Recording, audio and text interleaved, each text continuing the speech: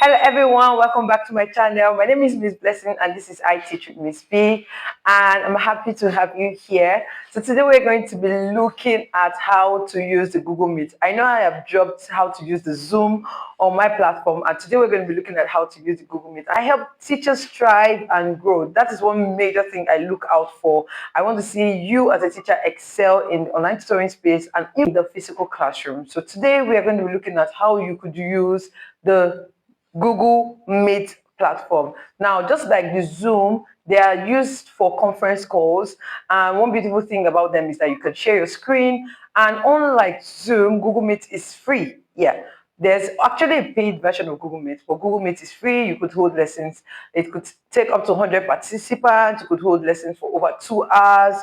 And there are a lot of, or 2 or 3 hours, there are a lot of wonderful things that you could use Google Meet for. So just in case you don't have the money to subscribe for Zoom, I'm going to be teaching you how to use Google Meet. I'm going to be sharing something very important with you. So please stay and watch to the end of the video.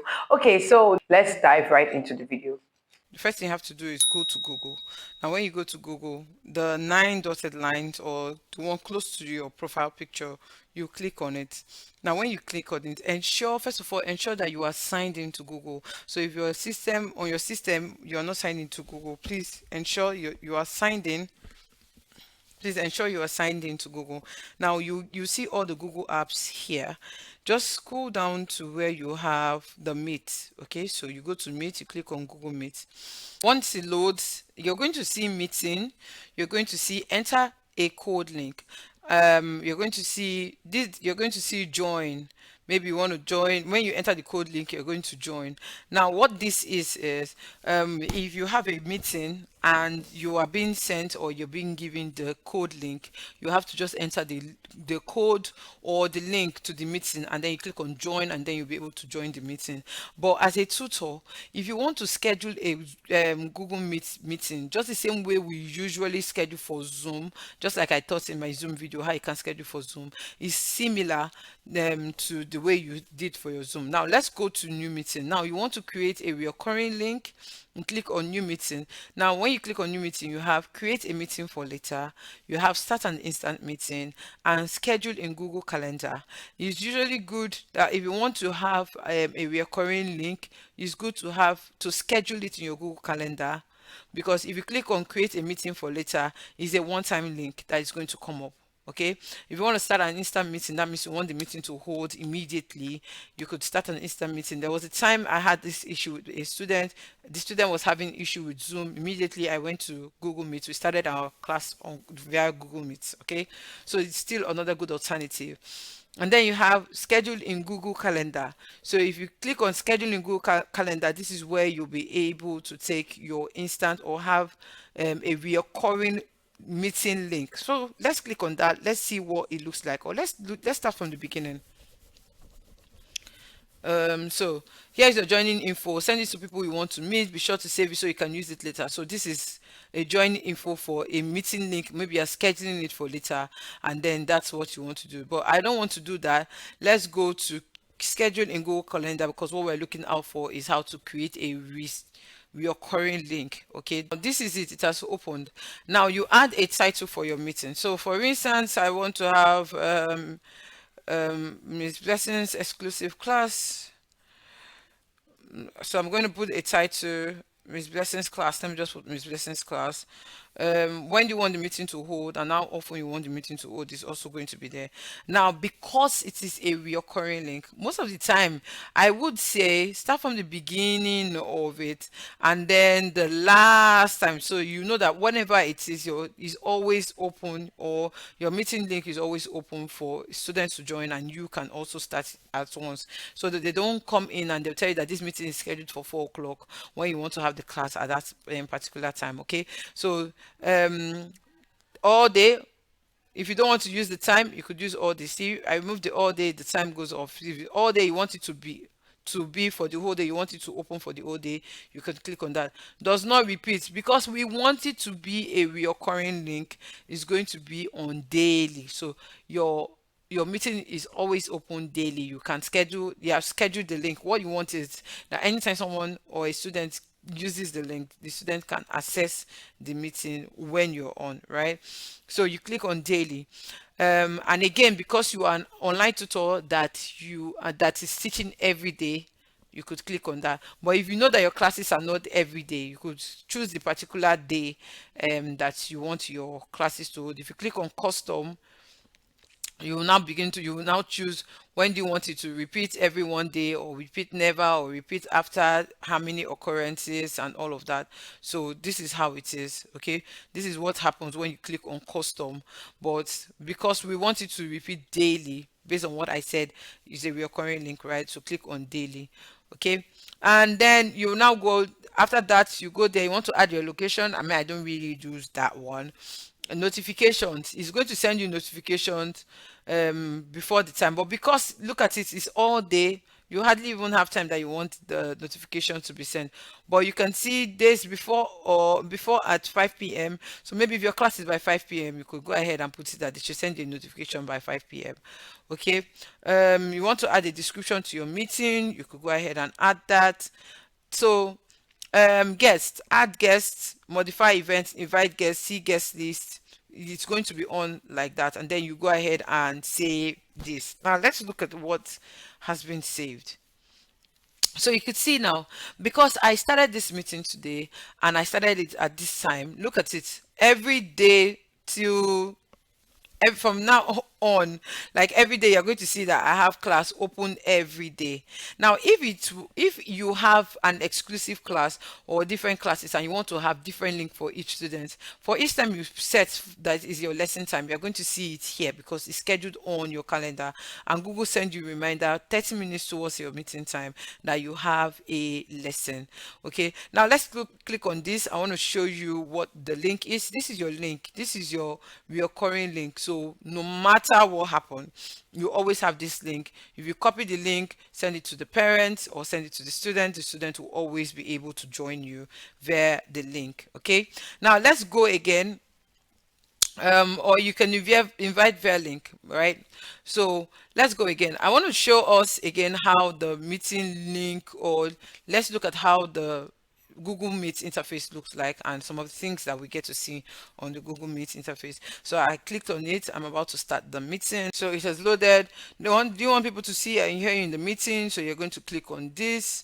Yes, I want them to use microphone.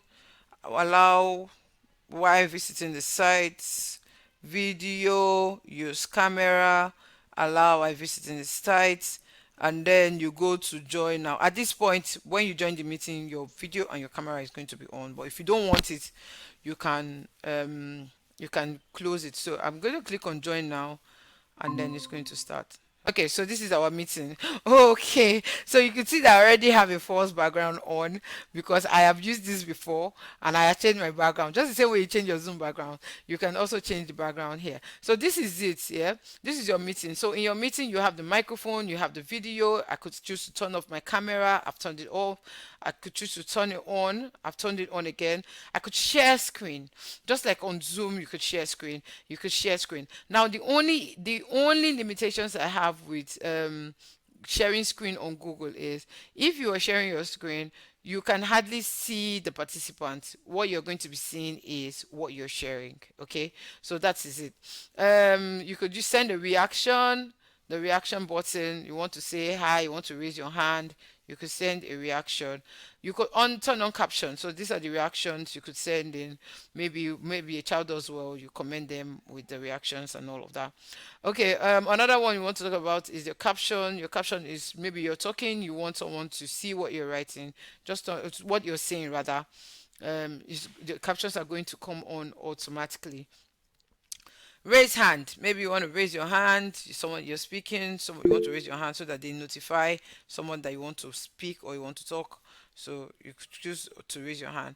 Now for the more option part, you have adjust view, full screen, open picture in picture, background and effects. Let's see this. Open picture in picture. So if you are sharing your screen, you could still do open picture in picture so that it is so big the call back here. So this is it. So your picture is at the side and then you're sharing your screen, so you could still do this. But however, let's bring the call back here. Okay, so that is what you use it for. And then backgrounds and effects. So just like I said, you have false backgrounds here, just like on Zoom. But on Zoom, you have to go get yours. But on Google Meet, I think they have some that you could still pick from here as well. So this is the background for yeah, so there are a lot of backgrounds that you could choose from. Like I said, always choose something that is minimal or something that you will not, this child will not be distracted. Okay, the child will not be distracted. So you click that and then you accept it, and then it's going to change. You could see that it's working around here to change. It's working here. It's going to change very soon. So that's it. Okay, so I took it away. I took it away. Well, if you click on it, eventually that's your effect and all of that. All right, now for filters, you could go ahead put the filters, appearance. Okay, so this is it. So I don't want to use any of all these other filters, and but some children, they enjoy using filters, right? Now moving forward, you have the meeting details. Your meeting details is where you have the link of the meeting. So if you want to quickly send it to someone, you could just copy it and then send it to the person. That is what you have there as your meeting detail. Again, you have the people. If someone else is in my meeting, like I said, this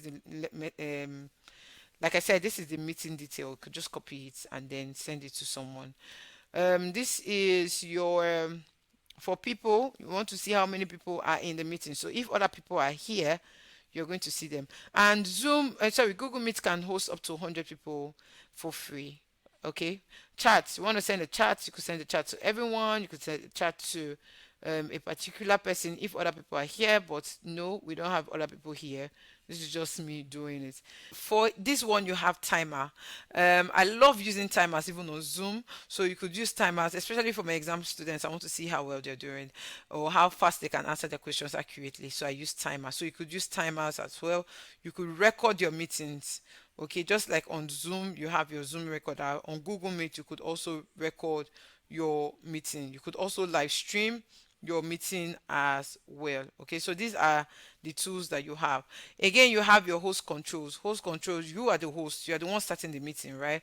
So you are in control of the meeting. So you could choose who will share screen, you could choose who will not share screen, and other things that you want them to do. You could choose who they're going to chat with. You want them to chat with only you and no other person. This is where you're going to see a lot of these things in your host tools. For your host tools, when you click on host tools, you're going to see who can share their screen, who can send reaction, who can turn on their microphone. So for instance, if you have a large meeting and you don't want people interrupting when someone is speaking, you can automatically turn everyone's microphone off or on. Okay, turn on their video. The reason why, then you could see here, a host must join before anyone else. Meeting access. So until you're there, they can't join the meeting, right? So when you join in, anyone with the link can ask to join. So when they come in, you see them in the waiting room. Okay, you see them in the waiting room, and then you can now choose who is going to speak, who is not going to speak. If you want to mute the microphones, you can do all of that here. So this is where you have let contribution, host management. I'm going to turn that on. Share the screen. So maybe you want someone to not share the screen, you turn it off. Send reaction, you can allow them to send reactions or not. Turn on microphones, can choose if they're going to turn on their microphones or not. Maybe if you have a large meeting and you don't want people talking, you could just turn their microphones off. Turn on their video. They could turn on their video if you want them to. So all of these things are things that you use to control your meeting. For the bonus, I said the information I was going to drop. I'm going to be having a November training for teachers. Yes, I'm going to be having November batch training for teachers. So if you don't have the money for the exclusive class, but you have money to join the group class, why not hop in and learn? You're going to be learning a lot of things. I mean, you're going to be learning how to use the tools. I'm going to be dropping materials. Don't worry, the class is loaded. Ensure to be part of it. Do not let this batch pass you by because it's the last training for the year 2025. I know you've learned a lot about how to use the Google Meet platform. And like I said, it is one beautiful platform that you could use. Although it's not as smooth as using the Zoom platform, you could still use it for your online classes. So no excuse for you as a teacher. You have to use this to start your online classes. You must not have the money to subscribe for Zoom. So you could actually use this one for your live classes. Okay, and just in case you're looking for how to use the Zoom platform, I'm going to attach the video at my right hand side. And if you're a tutor, whether in the physical classroom, online classroom, you're looking for how to scale or where to start from, I'm going to be attaching my playlist on the left hand side. And don't forget, I also have a book. If you're new to online tutoring, trust me, the reviews I've gotten from that book are top notch. So if you are looking for a way to start your online tutoring business, you're looking for a way to join the platform, my book, The Online Tutoring Blueprint, is the book for you to get. And the link will be in the description. So click on the link in the description to actually purchase the book. All right, until I see you again in my next video. Bye.